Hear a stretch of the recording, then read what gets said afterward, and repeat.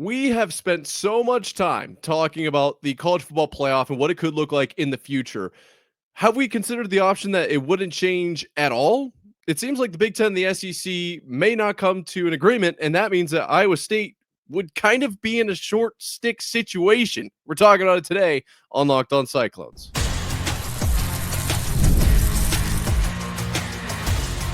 You are Locked On Cyclones, your daily podcast on the Iowa State Cyclones, part of the Locked On Podcast Network, your team every day. Welcome into Locked On Cyclones, part of the Locked On Podcast Network, your team every day. Shout out to you for being here every single day and making this your first watch or listen of the day. I appreciate it more than you know. Whether you're watching on YouTube or listening on your favorite podcasting platform, be sure to hit subscribe so we can prove once and for all that it is, in fact, a Cyclone state. Today, we are talking about the college football playoff, what it could look like in the future, and why there's a chance that it looks exactly the same that it does right now. I know, very not something we've talked about a whole lot, so we're going to have to dive into that. And then we're going to talk about some basketball media availability from Otts, Momcilovic, and Buchanan, new guy on the team, so we'll talk about that. 2 and 3 is my guess for those segments, but if we run out of time, there are some more rankings that I know you can't wait to hear about. They are from within the Locked On Podcast Network. And Iowa State, not where I thought they were going to be in those either. So that could happen. Otherwise, that'll be tomorrow. All right, let's go ahead and dive into this whole playoff situation, because this is not something we've talked about. I'm going to be completely honest with you. We have covered the 5+11 and the 4-4-2-2-1 models at great lengths. And quick recap for those of you who are not familiar. The college football playoff is currently at 12 teams. There is a discussion about whether it will expand to 14 or 16 teams in the future. And if it does, what model does it kind of adopt? Is it a 5 automatic qualifiers and 11 at-large bids model? Or is it 4 automatic qualifiers from the SEC and the Big 10, 2 automatic qualifiers from the Big 12 and the ACC, and then 1 non-power 4 automatic bid? And then the rest being at larges. Obviously, if Notre Dame's in the top 16, they are automatically in there as well. So you're kind of looking at a 4-4, that's 8, 2-2, that's another 4, that makes it 12, 1-1 probably, if Notre Dame is in there. So then that puts you at, 14? If it's a 16 team, that means there are 2 at-large bids, allegedly, potentially, who knows exactly what that looks like. You've kind of basically got fully determined versus fully opened. Those are the ways that I kind of approach this. I was initially in the kind of camp of, and actually, let me clarify really quickly for those of you still unsure, the 5+11 model, each power conference gets 1 automatic bid, and then 1 non-power 4 conference gets an automatic bid. So there are 5 automatic bids, but they aren't going to all 5 be SEC. So that was my initial kind of lenience, was towards the 5+11 model, because I thought this is great for the game. This is just competition at its raw form. Like, let's get the best, the 5 automatics and then the best next 11 guys. Like, I think that makes the most sense as far as we're not going through these hoops of, well, the SEC has one just dominant team this year, and those other 3 at-large bids, automatic bids, are kind of like, well, they're SEC schools. We'll see how it plays out, versus the Big 12, who would, potentially in some worlds, which I'm sure this has happened in alternate universes every year, have 10 to 12 unreal schools, but they only get to send 2. Then the other ones would be at-large bids, and it's already so chock full of Big 10 and SEC autos that there's just no room for them. And so that's why I lean 5+11. But then I caught myself listening to some other perspectives, and one that came to light was, well, maybe the College Football Committee is going to lean SEC. And so in this kind of subjective 11-team situation, you could end up with, the SEC gets their auto, but then they also get like 5 of the at-larges just because of the perception of the SEC and the Big 10.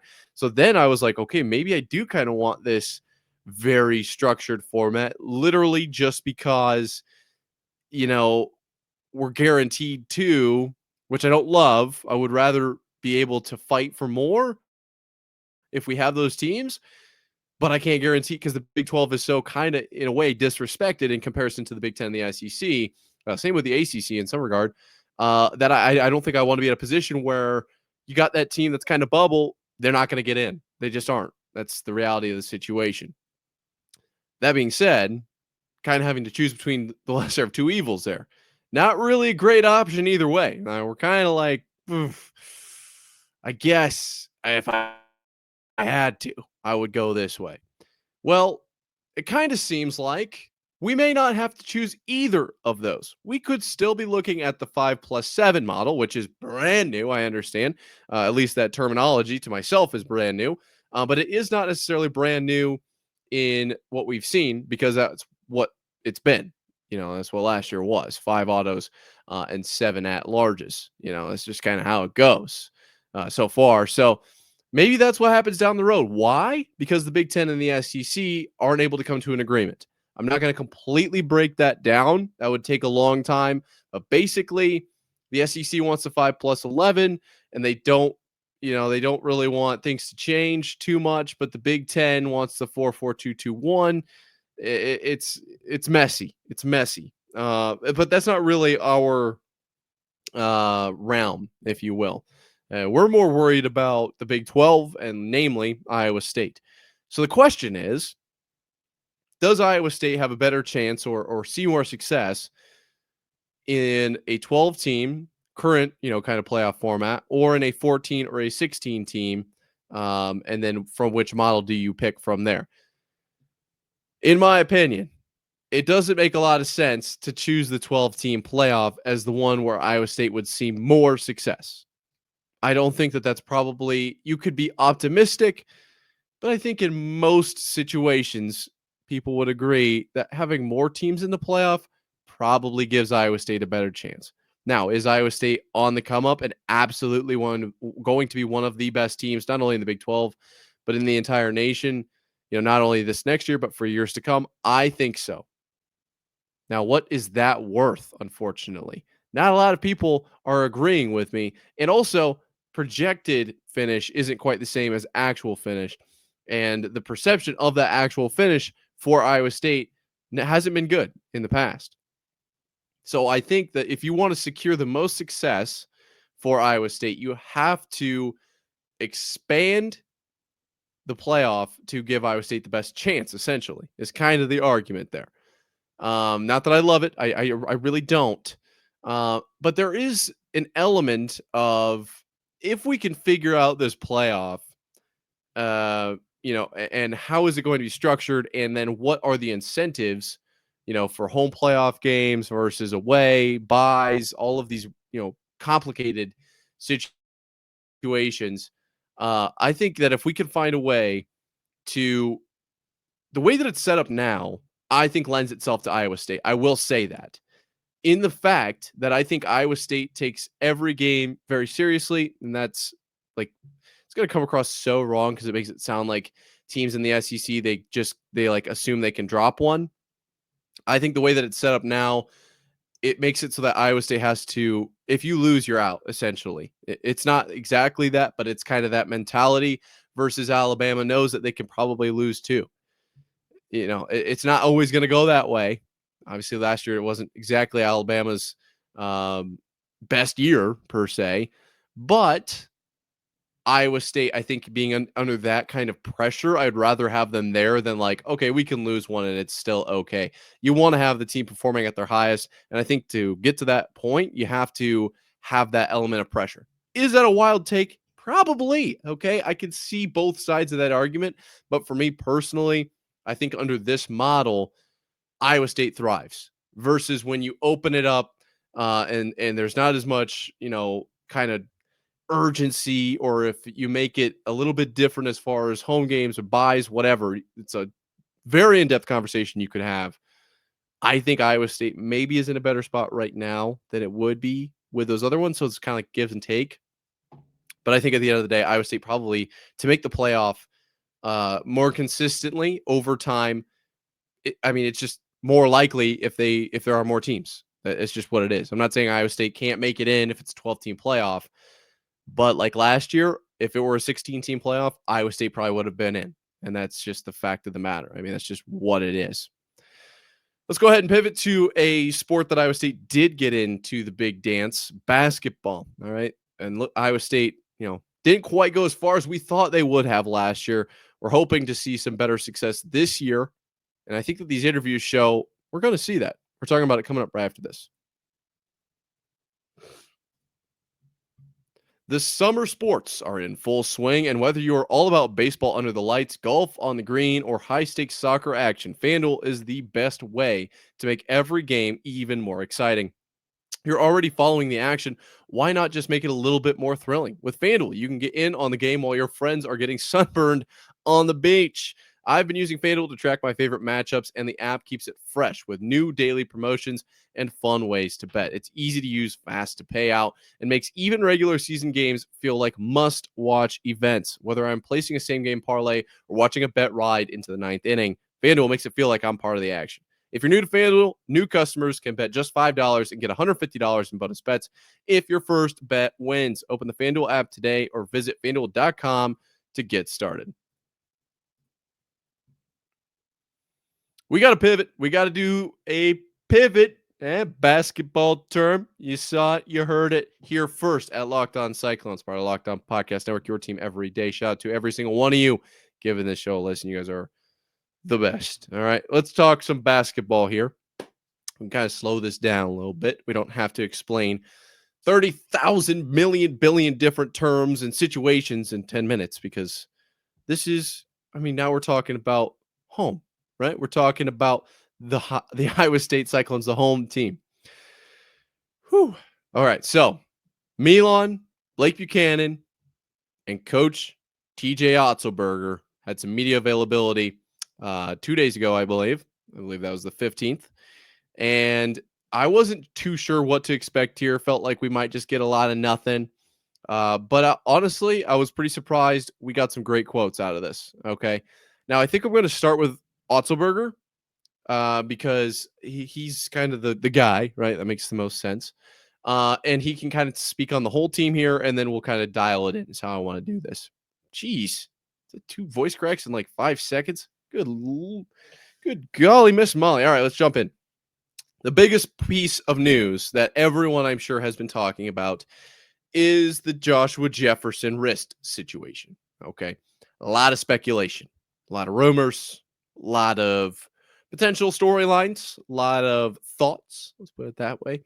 I had heard anything and everything under the sun as far as what had happened and what the situation was. I will say, based on this interview, this media availability, based solely on this, I have no inside information. It sounds like Joshua Jefferson simply has a wrist sprain. Okay. Now, I had heard broken, and I immediately kind of, ooh, that's not good. They'll love that. Obviously, we're still a ways away from the season, but just don't really want the players breaking stuff. Is that a fair? Can we get behind that? So I was immediately like, oof, I don't know if I love that. But Ott said, hey, it's just a sprain. The cast is kind of a precautionary measure. He'll be, back in a week or whatever. At least the cast will be off in a week. That's good. That is very good. I think a lot of people were on edge, with that. I don't think everyone was exactly thrilled. Shout out Joshua Jefferson for starting the cars at IndyCar race weekend. That was really neat.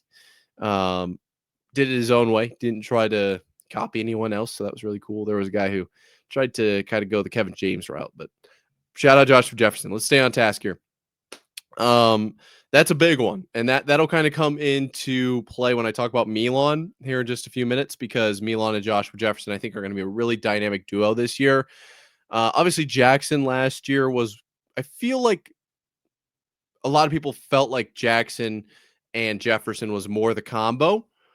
Maybe because they both had J's in their last name. I'm not entirely sure.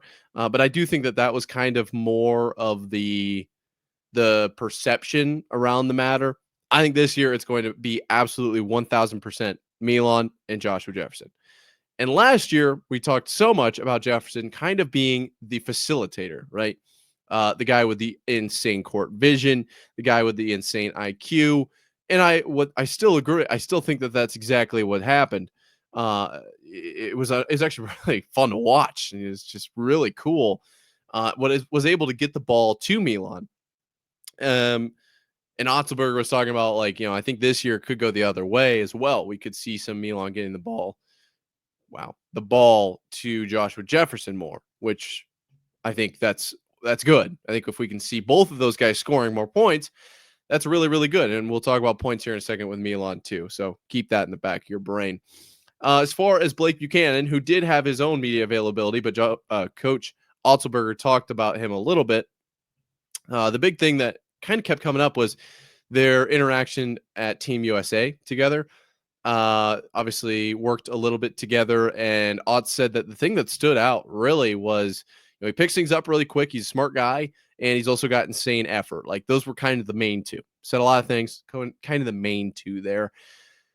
And then as soon as he hit the portal, Otts was like, feel like we should maybe snag that guy. Like, that guy's going to be a really good player. And he's kind of shown it so far in this summer, just balling out. And we'll talk a little bit about that when we get specifically onto Blake there. But seems like that was a great pickup. The way that he has been spoken about, not only just in this round of media, but in general, I would put your lucky dollars on Blake to be like a guy, a dude for this Iowa State team.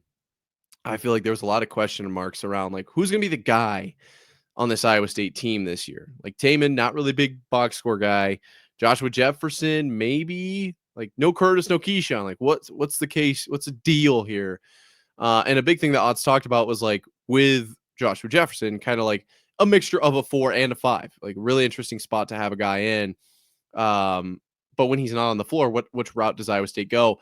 I think Blake Buchanan could see a lot of playing time, and I think Blake Buchanan could make a really large impact on this team. Just me personally, based on what I heard in this interview, or at least in this media availability. Talking about Milan specifically here. Actually, let's go freshman, then we'll talk Milan and Blake. We'll start with what Ott said about Milan in just a few minutes here. But as far as the freshman goes, seems like Ott's only had good things to say. Killian and Bateman and Xavier Mitchell and a couple other guys, he just likes to rattle off all the names. Like, yeah, these guys are killing it right now. Which is good to hear, because I think there definitely is a world where, I think about these things that people say on the mic, and a lot of them just sound like really cliche, or like, oh yeah, of course he's going to say that. Like, of course, Killian and Bateman are consistent every day, relentless defense, pride in team success, loose balls, rebounds. Like, what else is he going to say? Is he going to say that they stink, that they come in, they have low effort? Like, that's kind of how my brain works. It's just like, yeah, of course he's going to say that. If he said anything else, I mean, I would probably be going live. If my internet was working, that's probably what I would do. Like, immediately, we need to. Could you just hear that? Somebody like that kind of response. However, keep in mind, he's saying these things. He also has the option to not say these things. Okay. So when Otts is speaking very highly of these freshmen, consistency every day, these were terms used, or I guess things to describe Killian and Bateman. He said, consistent every day, like that relentless defense, pride in team success, lose balls, rebounds, like I literally just said. He could have just not said that. And he could have gone about it in the way of, well, these guys are, still adjusting to kind of the college speed. They're coming in and they're trying their best. It's going to take a little bit of time for them to get up onto, power 4 basketball level, put on a little size, whatever. Like, I'm not really a coach that has that situation going on, so I'm not exactly versed in how that speak would go, but he doesn't have to say what he's saying. And so I do think the way that he is speaking on this is indicative of these guys got to ball out. Like, we might have some dog freshmen on this team. I think that's a big thing. It's really easy to hear all of the good things and be like, yeah, all right, what else is he going to say? Like, he's just not going to talk down on his players. He doesn't have to praise them all the time either. Like, there is a very real world where it's like, well, you kind of dance around a little bit. Like, yeah, they're facing some struggles, but I have full belief that they can overcome those, or whatever, however they want to go about it. It's not what he's doing. That talked about, Xavier Mitchell having such a high ceiling. Like, I think that these freshmen could be really, really good, and Otts, I think, feels the exact same way. Now, let's talk a little bit deeper on Momcilovic and Blake Buchanan here in just a second, coming up right after this.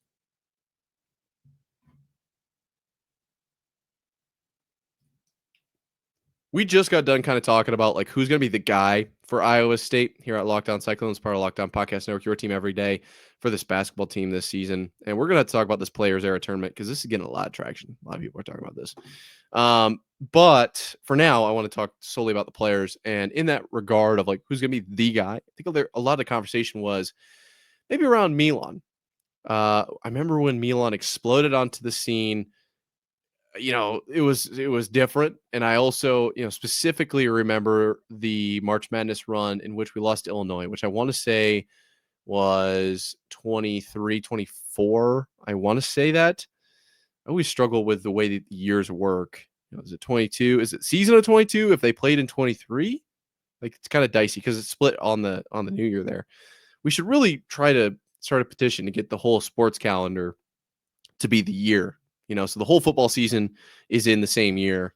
The whole basketball season is in the same year. Like we start the whole year annual calendar of the world on the first day of the football season. Whatever.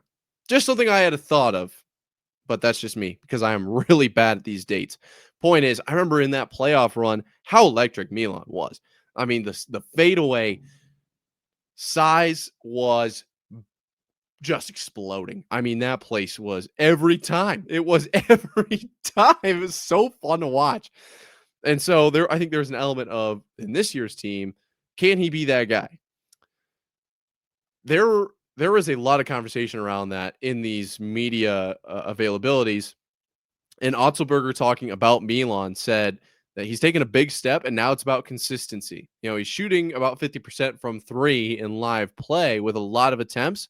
And he's better all around at passing and rebounds, communication. Like he's playing very, very well, and he said he's even playing at like an all conference level. It's about maintaining that over time, which yes, of course, that makes complete sense. But the thing in there that really I think we need to put a target on is the idea of Milan putting up a lot of attempts. We're not exactly used to Milan putting up a ton of shots. More so the accuracy of Milan. And I think that that's something that he takes a lot of pride in. It sounds like that. And Otzelberger kind of talked on that as well.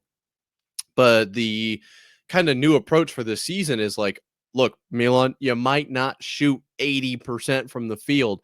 We need you to shoot a lot of times, though. And we need you to hit a high volume. And when asked about it, Milan was like, yeah, that's kind of a tough mindset change. It's not about percentage. It's not about shooting 6 for 8. If you only get those 6, that's what you get. It's what you got is those 6. You shot 8 times. Yeah, very efficient, but you only got 6. What if you could get 12 on 30?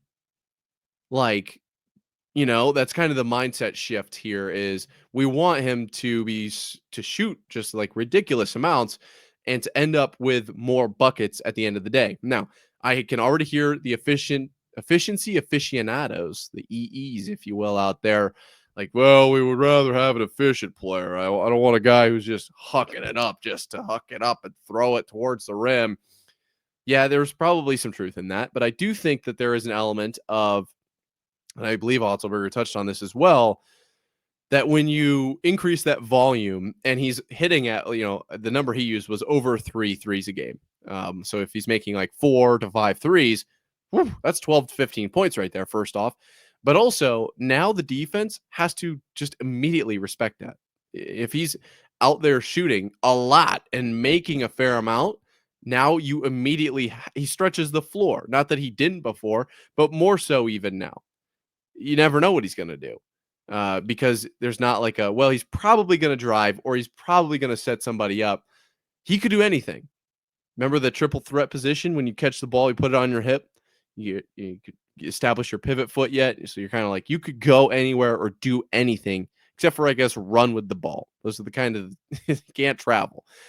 That's kind of where it's at with Milan. Like if we can expand this volume and allow him to just shoot, and it's not so much allowing, but like getting him to shoot like crazy, you could kind of be that guy. Now, is it going to be Buchanan? Maybe it could be. Could it be Jefferson? Could it be who knows, maybe even Taman. You're never really exactly sure, but I think there's an emphasis of trying to get Milan to be the guy, or at least a point scorer. And when Milan was asked about this whole situation, like I said, a lot of people talking about it. He was talking about, the lack of the production from Curtis and Keyshawn going into this year. And then the kind of situation at the end of the year with, without Keyshawn, and right now with Joshua Jefferson and his wrist situation, his mindset is in a great spot. We're in a position where he kind of knows this is what it takes for like me to step up sorry about that. And for me to make a big difference on this team. And when asked about his hand injury last year, that was kind of one of the things he said was like, when I was sitting and I realized how important I was to this team, I came back with like a different intensity. And then he honestly thought the hand injury was beneficial in some ways. I think that's definitely true. And so I think that he's getting experience now without Joshua Jefferson. He got experience without Keyshawn last year. I think we're on pace for potentially Milan to be like the guy for Iowa State. I don't really feel like Iowa State had the guy last year. A couple really, really solid players. Curtis, Keyshawn, especially early in the season, Joshua Jefferson, Milan for sure. I think especially when we lost all those games without him, a lot of people were like, okay, he's kind of the guy, low-key the guy. But I think there was still an element of like, it's anybody at any given time. You never really know who's going to go. I think there could be an element to this team this year. Milan is just the guy. Milan just goes and scores 27 points a night or whatever it is every night. Like, it's not like some nights he's at 4 to 5 points and some nights he's at like 15. Like, we're going through Milan. And then Blake Buchanan also on the side could maybe go and get 15 points himself. And I'll pivot towards him for the last few minutes here. Blake coming from Virginia, talked a lot about, that play style versus this one. One thing I thought was interesting, he started his press conference with, or whatever, said that, the switch up from Virginia to Iowa State, noticeable, very, very noticeable. Said, how they go about things here at Iowa State, the discipline, how hard they work. You like that they stay on top of things. I'm just going to say really quick, my question is, what's going on in Virginia? Not really my business. It's kind of like the neighbors next door. As long as your house isn't on fire, it's like not really my problem. But why are there fireworks going out of the windows? Like, that seems like a problem. Just thought that was interesting, the way that he spoke on Virginia there. Nonetheless, kind of talked about like the best part of his game is getting people open and passing. I think that's really conducive to success on this Iowa State team. Talked about, his effort and whatnot. Defensive, presence and whatever. I think Blake Buchanan will be a very large piece of the puzzle this year. I think right now, if I had to rank where this team is at, like in terms of importance of players or superstar status, I think it goes Milan 1 for this upcoming season. My guess, Milan 1, Blake Buchanan 2. Is that too crazy? Have I gone off the rails? Where are the train tracks? I don't think I'm on them anymore. Oh gosh. No, I think Blake Buchanan could definitely be that number 2 guy. I'm like getting fired up thinking about it. That's a crazy take. And then maybe Joshua Jefferson 3, right? And I think Taman, like that heartbeat, kind of throw him at 4. Nate Heisey maybe steps up. We really haven't talked a whole lot about really anybody outside of these 3. So maybe, who knows? Who knows? Let's just keep our options open. But I don't feel too bad about that guess. I feel like that's pretty good. Let me know in the comments down below what you think could happen with this next year's Iowa State basketball team, or at Nick_Marv on Twitter. I read everything on there. Appreciate every single one of you guys for listening till this point in the episode. If you haven't already, it's completely free to subscribe. And you help us prove that it is in fact a Cyclone State, which is important as the Cyhawk game's coming up here pretty soon. All right, everyone, stay safe. And until next time, Cyclone fans, sayonara.